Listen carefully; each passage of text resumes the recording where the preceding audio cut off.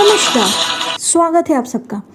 आज हरिद्वार में हमारा दूसरा दिन है और आज हम जा रहे हैं मां मनसा देवी के दर्शन करने के लिए। और यहाँ पर अभी हम एक जगह रुके हैं चाय पीने के लिए। यहाँ का ये बहुत फेमस शॉप है। यहाँ का सुबह सुबह का जायका मटर बोलते हैं इसको। अभी देखिए चाय एकदम गर्मा गर्म खोलते हुए।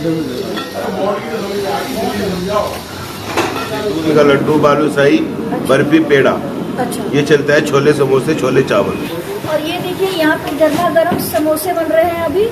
और इनके समोसे अभी हमने टेस्ट तो नहीं करे हैं, लेकिन लोगों से समोसे की बहुत तारीफ सुनी है हमने। और ये है बालूशाही।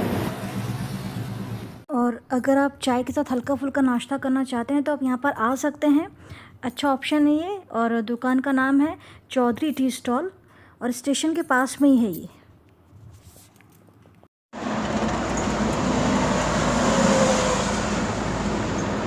तो अब हम जा रहे हैं माता मनसा देवी की टेंपल। यहाँ से वॉकिंग डिस्टेंस पे ही है।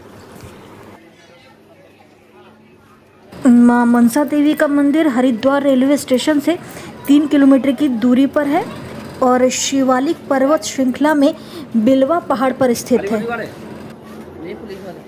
मां मनसा देवी, मां चंडी देवी। इसी जगह से मनसा देवी के लिए रोपवे का टिकट मिलता है और इसी जगह से अगर आप चाहें तो चंडी देवी जो जाना है तो वहाँ के रोपवे का भी टिकट कंबाइंड टिकट मिलता है।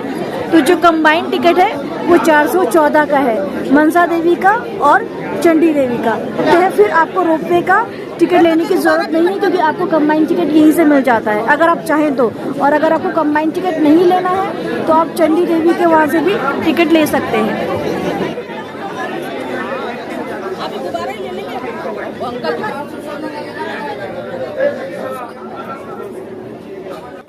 और 414 रुपये की टिकट में ट्रांसपोर्ट भी इंक्लूडेड है चंडी देवी मंदिर तक के लिए। तो यहाँ से अब हम जाएंगे केबल कार में। अगर आप केबल कार से नहीं जाना चाहते हैं तो आप सीढ़ियाँ चढ़ के भी माता के मंदिर पहुँच सकते हैं। और मंदिर सुबह 8 से शाम के 5 बजे तक खुला रहता है और बीच में 12 से 2 बंद रहता है।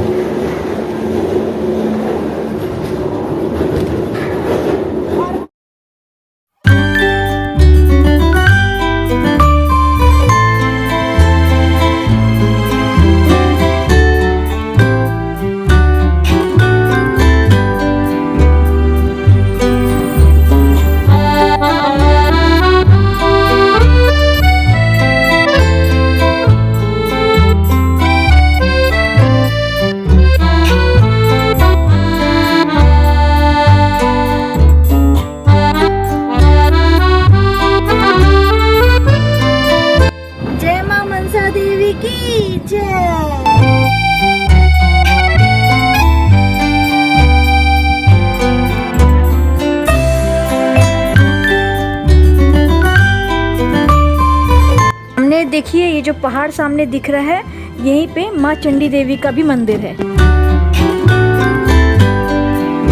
जय माता दी। माँ मनसा देवी को शिवजी और माँ पार्वती की कन्या के रूप में माना जाता है और उन्हें वासुकी नाग जी की बहन के रूप में भी जाना जाता है। और पुराणों में ऐसा वर्णन मिलता है कि माँ मनसा देवी ने पुष्कर में 3 युगों तक तपस्या की थी और उन्हें कृष्ण जी ने साक्षात दर्शन दिए थे और भगवान कृष्ण ने उनको वरदान दिया कि वो सर्वत्र पूजी जाएंगी। आगे वीडियो में हम आपको मनसा देवी माता की संपूर्ण कथा सुनाएंगे। भगवान शिव की पुत्री होने के नाते इनके भाई बहन गणेश जी, कार्तिकेय जी, देवी अशोक सुंदरी, देवी ज्योति हैं। यहाँ से पूरे हरिद्वार का ही दृश्य दिख जा रहा है।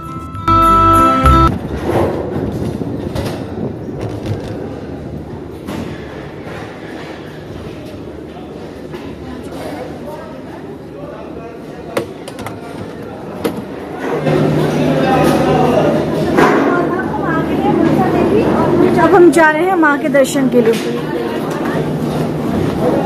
और अगर आपको प्रसाद लेना है तो नीचे भी मिलता है और ऊपर भी आपको प्रसाद मिलता है, तो आप ले सकते हैं यहाँ से भी।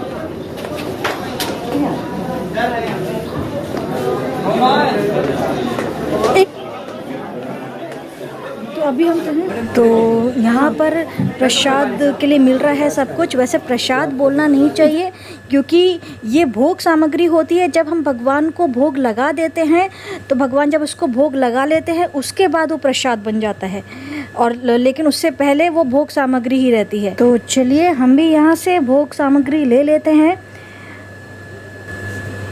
तो माता को चढ़ाने के लिए हमने यहाँ से भोग सामग्री ले ली है, और चलिए दर्शन करते हैं माता के। और तो हम दर्शन करें इससे पहले हम माँ मनसा देवी की थोड़ी कथा भी आपको सुना देते हैं ताकि आपको जानकारी हो पूरी।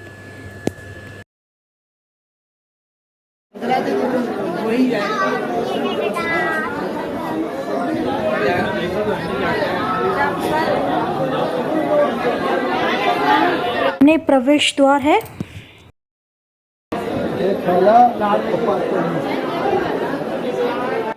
मनसा देवी के जन्म के बारे में पुराणों में ऐसी मान्यता है कि ऋषि कश्यप जी ने बहुत से महत्वपूर्ण उद्देश्य की पूर्ति के लिए अपनी मानसिक कल्पना द्वारा एक दिव्य कन्या को उत्पन्न करने के लिए एक यज्ञ का अनुष्ठान किया।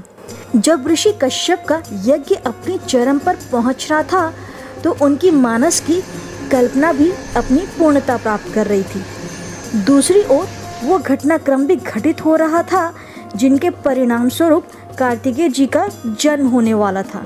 भगवान शिव के शरीर से निकले प्रकाश पुंज से कार्तिकेय का जन्म हुआ और उस तेज का एक अंश उस प्रतिमा में भी प्रवेश हुआ जो ऋषि कश्यप की मानसिक कल्पना से उत्पन्न हुई थी।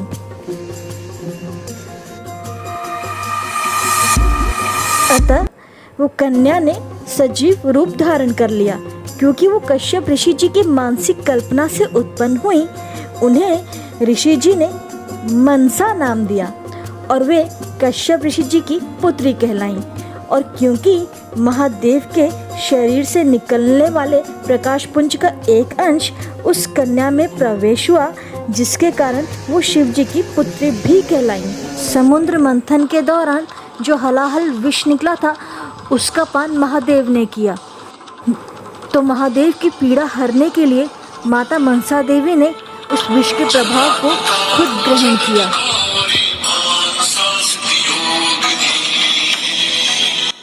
जिसके बाद महादेव ने माता मनसा को यह आशीर्वाद दिया कि उन पर कभी भी किसी विष का प्रभाव नहीं होगा और उनको विषहरी नाम दिया। महादेव ने उन्हें कल्पतरु मंत्र की दीक्षा भी दी। माता मनसा देवी की महात्म्य के बारे में एक और कथा इस प्रकार है। पौराणिक कथा के अनुसार एक समय श्रृंगी ऋषि ने रुष्ट होकर राजा परीक्षित को शाप दिया कि 1 सप्ताह के भीतर सर्प दंश से उनकी मृत्यु हो जाएगी। शाप के अनुसार तक्षक नाग ने उन्हें डस लिया। राजा परीक्षित के पुत्र जन्मजय को सर्पों पर बड़ा क्रोध हुआ तथा उन्होंने संपूर्ण नाग वंश को समाप्त करने के उद्देश्य से सर्प यज्ञ का बहुत बड़ा अनुष्ठान प्रारंभ कर दिया। ब्राह्मणों की मंत्र शक्ति से सैकड़ों सर्प यज्ञ कुंड की ओर खींचे चले आते और नष्ट हो जाते थे। भयभीत होकर तक्षक नाग सहायता हेतु इंद्र के पास गए। तब ब्राह्मण इंद्र सहित ही तक्षक की आहुति देने को आतुर हो गए। ये देखकर इंद्र ने देवी मनसा की शरण में जाकर अपनी रक्षा की प्रार्थना की। तब देवी मनसा ने अपने पुत्र आस्तिक मुनि को राजा जन्मजय के पास भेजकर उस यज्ञ को समाप्त करवा दिया, जिससे नागलोक तथा इंद्र दोनों की रक्षा हुई तथा तभी से मां मनसा देवी नागवंश की आराध्य इष्ट देवी बन गईं तथा सर्प ही देवी मनसा के वाहन भी बने। मां मनसा देवी नागों की नाग माता हैं और उनको ये वरदान माता कद्रू ने दिया था। सभी नाग मां कद्रू के संतान हैं। मां मनसा देवी का विवाह पूजनीय ऋषि जरत्कारु जी से हुआ और उनका एक तेजस्वी पुत्र हुआ जिसका नाम आस्तिक रखा गया था। आस्तिक जी ने ही नागों के वंश को नष्ट होने से बचाया था। तो ये थी मां मनसा देवी की कथा।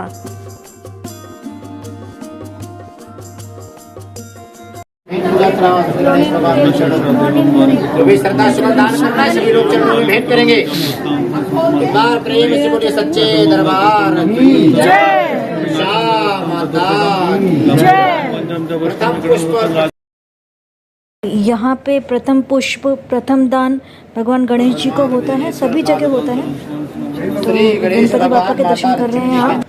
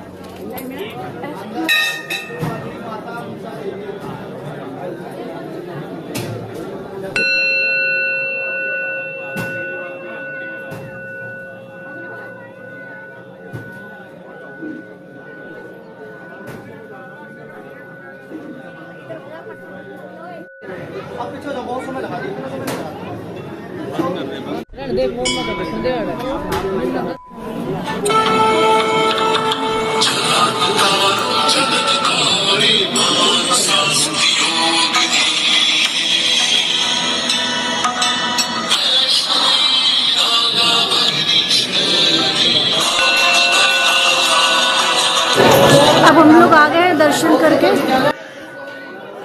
यहाँ मंदिर में 2 मूर्तियाँ मौजूद हैं जो बेहद खूबसूरत हैं। ये मूर्तियाँ माँ मनसा के शक्ति का प्रतिबिंब हैं। माँ की एक मूर्ति में 5 भुजाएं और 3 मुंह बनाया गया है, वहीं दूसरी मूर्ति 8 भुजाओं से युक्त है। और सामने आप जो विग्रह देख रहे हैं वो विग्रह माँ गरुड़ वाहिनी वैष्णवी देवी का है।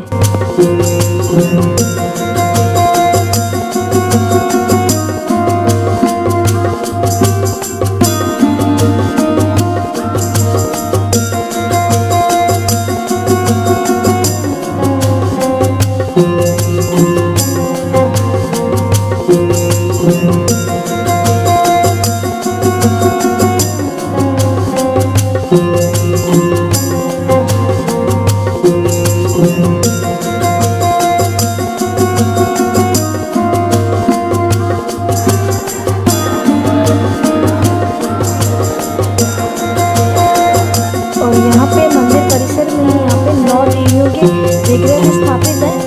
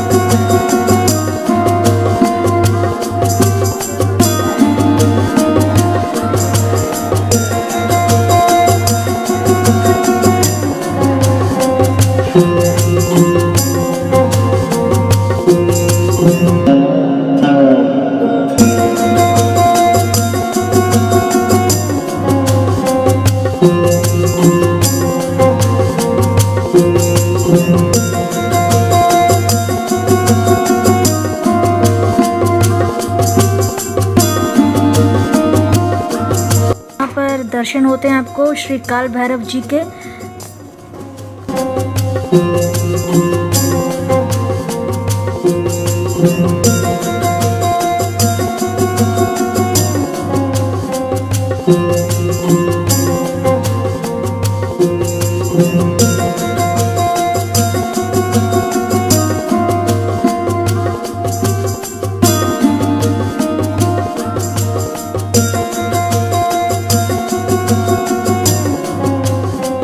और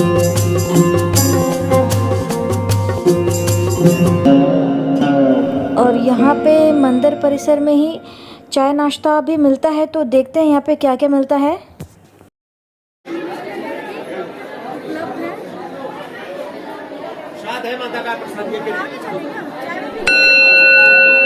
चाय का उस साइड भी है ना, आगे भी था।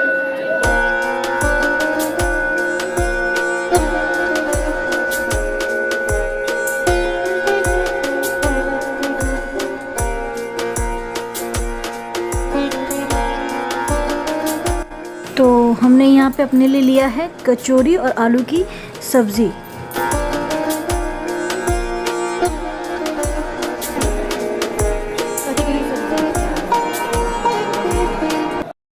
तो यहाँ पे थोड़ा सा आगे ही चाय भी मिल रही है, तो चाय भी पीते हैं। चाय और नाश्ते की भी अरेंजमेंट हमने आगे भी दिखाया कि वहाँ पे कचौड़ी और आलू की सब्ज़ी मिल रही थी। और यहाँ पे देखिए कुल्हड़ वाली गरम गरम चाय, और नाश्ते में पोहे भी हैं, पोहे और ये भजिया भी। भजिया किसकी भैया? आलू प्याज। और ये ब्रेड पकोड़े। तो ये ब्रेड पकोड़े बना के रखते हैं क्या पहले से?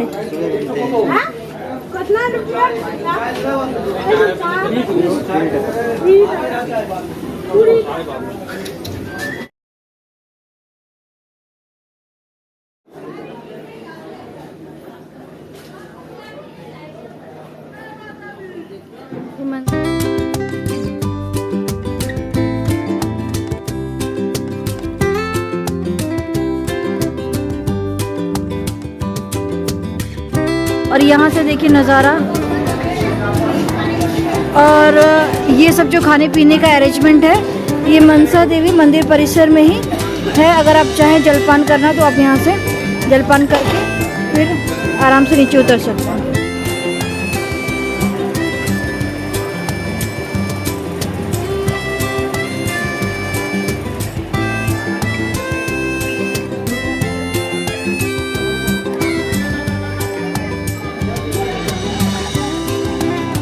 तो हमने दर्शन अच्छे से कर लिए हैं माता के। अब हम लोग जा रहे हैं। और यहाँ पे ऐसी मान्यता है कि जिसकी मन्नतें होती हैं, मनोकामनाएं होती हैं, वो मंदिर में यहाँ पर धागा बांधते हैं। और जब उनकी मन्नतें पूरी हो जाती हैं तो यहाँ पर आके वो धागा खोल देते हैं। तो माँ मनसा देवी इतनी करुणामयी है कि वो सभी की मनोकामनाएं पूरी कर देती हैं।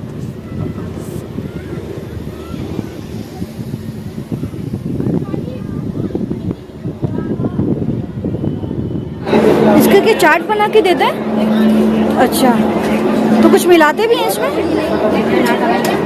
जी? ये है, ये जो आप देख रहे हैं इसको बोलते हैं रामफल। ये सैलेड जैसा बनाकर ये देते हैं। और ये क्या बोलते हैं? दिलकुश। दिलकुश। ये खाने में बहुत मीठा होता है। और इसी के साथ हम अपने वीडियो को यहीं पे एंड करते हैं। वीडियो पसंद आया हो तो प्लीज़ वीडियो को लाइक, शेयर और चैनल को सब्सक्राइब ज़रूर करें। धन्यवाद।